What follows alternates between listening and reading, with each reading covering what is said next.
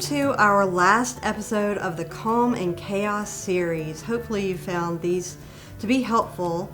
And today is a conversation around a topic that I think is one of the easiest ways to reduce stress in your life, but one of the hardest things to do. So today we have with us Julia Burnett. She is an LCSW in private practice here in Oxford, and we're going to be talking about boundaries. So thanks for coming, Julia. Sure, I'm glad to be here. That was a great segue because I think you really hit the nail on the head. Boundaries are critically important to our mental well-being, and yet most people that I work with in my practice, and this includes myself, struggle with how to set them, how to maintain them. And it makes a lot of sense, and we'll kind of get into the whys of that. But I think what I would just start off by saying is that, you know, we hear it's kind of cliche, but you can't pour from an empty cup, secure your oxygen mask before securing others, and the like in mental health. And I think, you know, at its core, that all comes back to boundaries, taking care of ourselves so that we can be there more effectively for the people that we love. You know, I've been thinking about this recently because, like in the pandemic, everybody kind of had to shift their work really, really quickly. And for a lot of people, it slowed down and it freaked people out. Sure.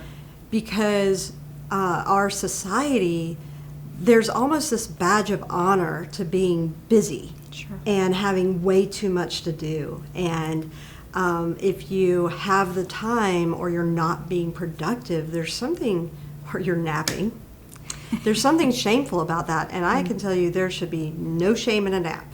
That's absolutely right. Yeah. Yeah, I think that's absolutely true. And, you know, that whole idea of promoting busyness like a badge or glorifying busyness, we see it all the time, and it's only to our detriment. And so I think you're right. You know, with the pandemic, people were forced to slow down in some ways, and then that created a degree of fear, I think, not only in, you know, I'm measured by my productivity, I'm measured by what I get done day in and day out. And so, you know, that fear of, will I measure up? Will I still have worth and value if I'm not producing and you know, getting all the things done when I'm forced to slow down?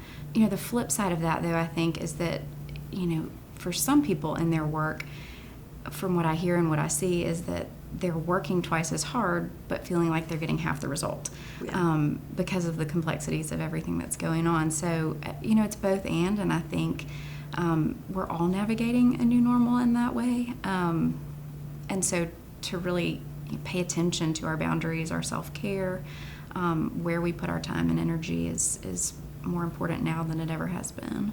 So here's the thing that I think so many people struggle with boundaries because there's this idea that our worth is tied up in what we produce rather than in who we are.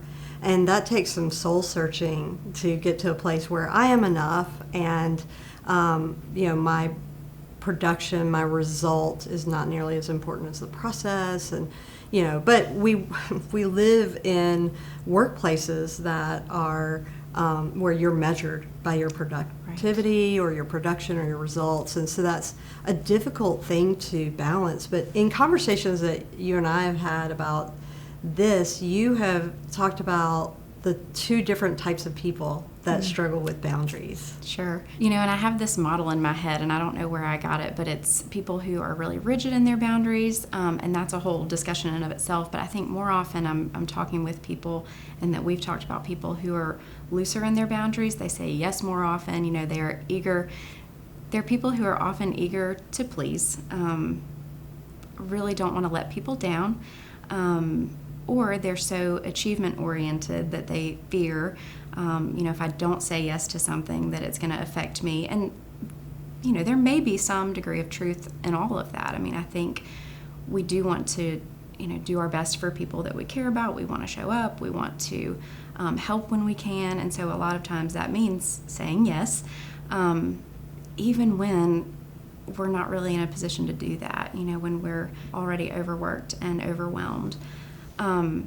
so it is interesting to me, those kinds of personalities that tend to have looser boundaries. And the problem is it's a really double-edged sword, often, and this is true for myself as much as it's true for people that I work with, but, often that leaves us feeling overwhelmed, sometimes resentful, taken advantage of, walked all over, you name it. And so... And stressed. And stressed. And stressed. So yeah, regardless of what's kind of the driving force in that, it happens to all of us, and so it's just, again, really essential to kind of take a bird's eye view and say, is this something that is helping me, or is it really taking a toll on my mental health? I think the first step is to figure out, okay, I'm feeling the stress, or I feel like my life is not as in control as I want it to be. Am I struggling with boundaries? And so when I hear myself saying, or other people saying, like, I just never have enough time. I never have enough time, or I'm so stressed out, or there's just so much to do and I'm spinning my wheels. Like, to me, that's kind of an indication to look at, okay, where am I not doing a great job with boundaries? That's right. Yeah. I often come back with people to, and it's just very simple, let your yes be yes and your no be no. Really take inventory of the things that fill your cup, the things that fuel you, and to lean into those as your yeses, and the things that leave you feeling, irritable or stressed or overwhelmed, like maybe there's a way to lean into the no's a little bit around those. The caveat being, there's some things we just have to get done. There's work to be done. There are deadlines on all of us. But sort of taking a look at those and saying, what are the non-negotiable things, that have to get done? And then where is there some wiggle room, for the rest of my yeses? Now, there's two traps that I fall into. Okay. So the first is, oh, this person needs help. I can squeeze them in. I could have lunch later. Or, I set a limit to, say, the number of people I'm going to see in this given day. But this person, that's the only day that they can work it in, and so I compromise here. And so that's the first trap. Somebody needs my help, and I could sacrifice this time that I'd boundaried out for myself or for paperwork or to get other things done. The other trap that I get into is fooling myself into believing that I'm filling my cup, because, man, I'm excited about all these things. Yep. Right? I'm excited to do this, and this would be fun, and, I'm going to create a, 10-part series on anxiety management and stuff, and I get excited by that, and it does fill my cup.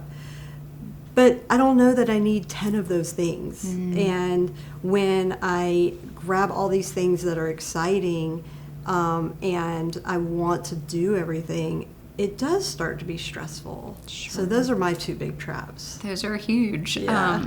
And the first one, that really resonates with me, of course, in the work that I do. And I'm not a master of this, so I'm not claiming to have, I don't do this well all the time.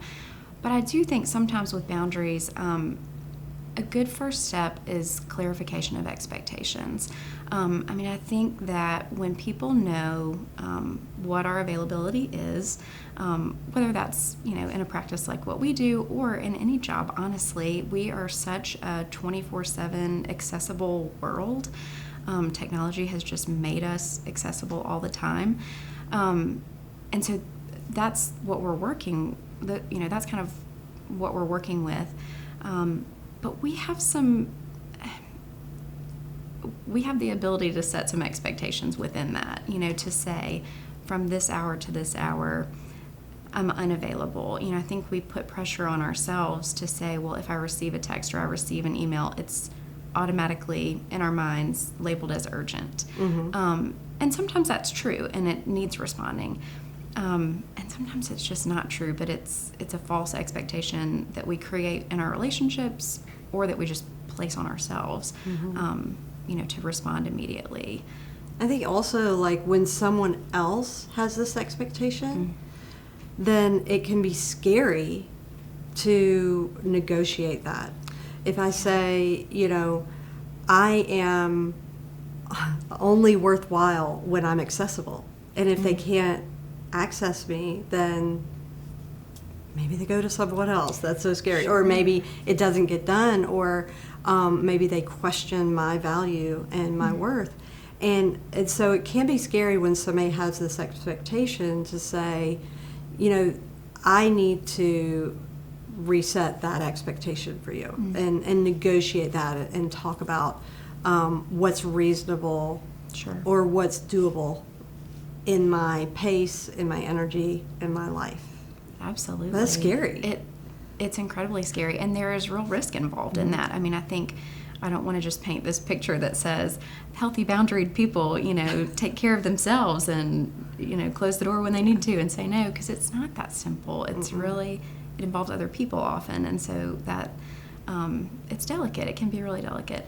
The one thing I will say to this, and I don't know why this just popped in my head or why it resonated so much with me, but I just had somebody say something so simple to me one time about boundaries, and all they said was, no one's going to set yours but you. Nobody's going to set your boundaries for you. You're responsible for that.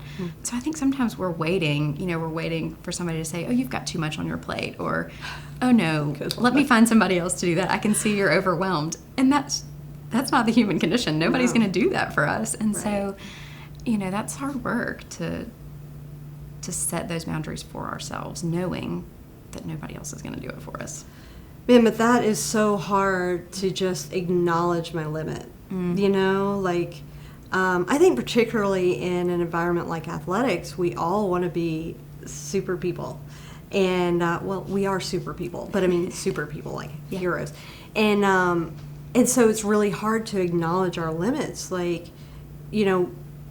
somebody asks me if I can do something, my automatic is yes. Because what does it say about me when I can't? And that's where a lot of boundaries get pushed, because if I have to say, I'm really at my limit, now I'm not superhuman. That's hard. You hit the nail on the head, and there are no easy answers for that, or how to change that. But I will say this, just as a very sort of practical tool in that, something that I've found to be really useful in my own life is,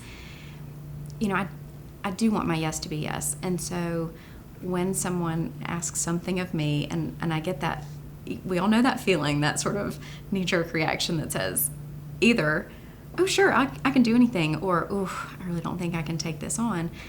There's nothing wrong, in most cases, with saying, let me think on that and get back to you. I mean, I think we get ourselves into trouble when we kind of default to a particular way of either, too loose, yes, too rigid, no.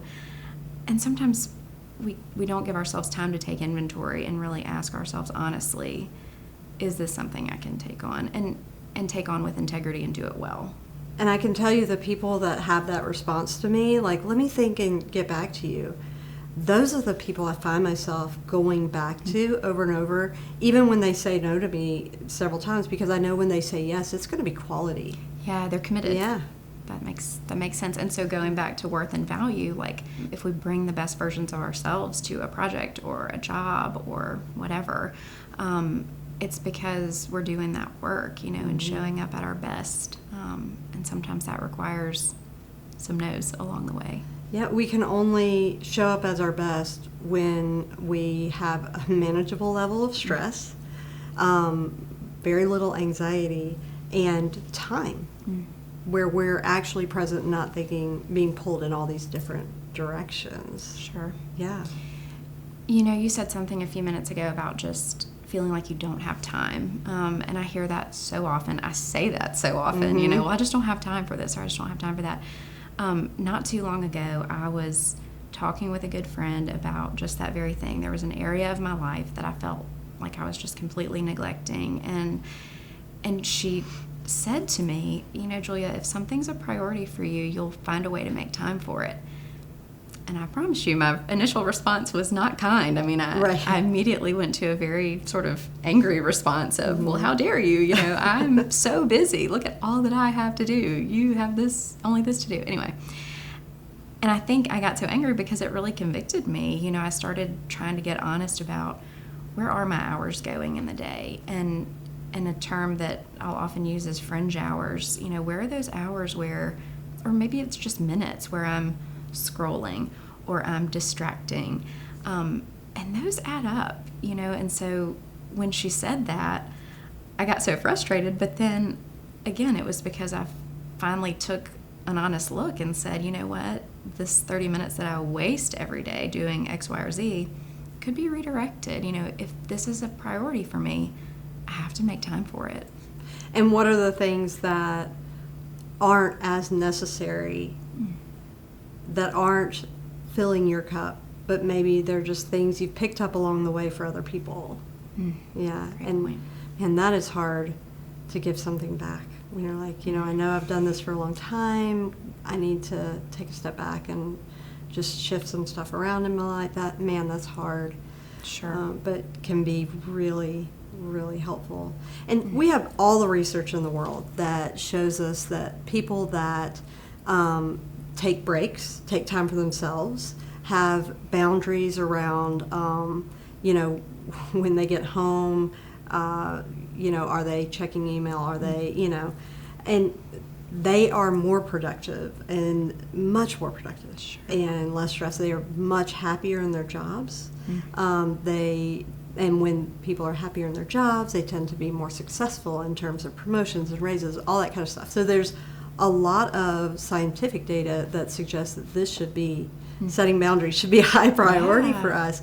But it's counterintuitive because of the immediate short-term anxiety of saying no, of acknowledging limits, of disappointing somebody, for example. And so that can be really interesting to navigate. That's a great point. You know, and when you were just saying that, I kind of did the reversal in my head where I've had experiences where people have come to me and said, you know I've done this for a long time and now I can't. And, you know, we worry so much about how we're perceived by other people, but, you know, think about if you're in the other person's position, you know, you're probably pretty likely to say, hey, take the time that you need for yourself, you know, take care of yourself. If it's too much, it's too much. But we're not that generous with ourselves. You know, we worry what other people's response would be. So I think that is a useful, you know, way of kind of reversing that narrative a little bit to say, you know, maybe we're setting up unrealistic expectations that other people have of us. I don't know. So I love some of the practical advice here, you know, of looking at, are you finding yourself like stressed out, constantly saying I don't have time?